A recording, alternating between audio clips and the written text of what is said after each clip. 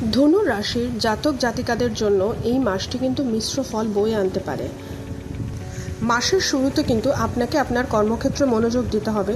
অপ্রয়োজনীয় গসিপ করা এবং প্রয়োজনের চেয়ে বেশি লোকেদের সাথে কথা বলা আপনাকে কিন্তু সমস্যায় ফেলতে পারে। কাজের প্রতি আপনার মনোযোগের অভাবের কারণে কিন্তু আপনাকে কর্মক্ষেত্রে সমস্যার সম্মুখীন হতে পারে। যারা ব্যবসা করছেন তাদের রাগ এড়ানো উচিত এবং তাদের ব্যবসায়িক অংশীদারের সাথে সুসম্পর্ক বজায় রাখা উচিত, অন্যথায় আপনাদের দুজনের মধ্যে বিবাদে ব্যবসায় নেতিবাচক প্রভাব ফেলতে পারে।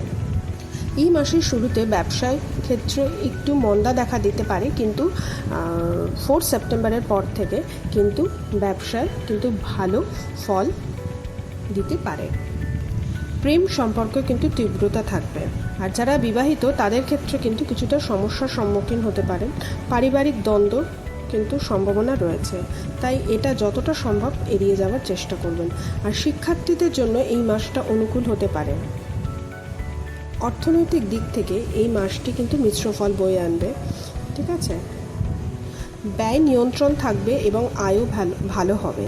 এই মাসে স্বাস্থ্যের দৃষ্টিকোণ থেকে একটু সতর্ক থাকবেন, কারণ একটু রোগেরও সম্ভাবনা আছে, মানে নতুন রোগ আসারও কোনো সম্ভাবনা রয়েছে। যেমন কোলেস্ট্রল বৃদ্ধি পেতে পারে বা স্থূলতা বা পেট সম্পর্কিত সমস্যা আসার কিন্তু এটা উপায় আছে, ঠিক আছে।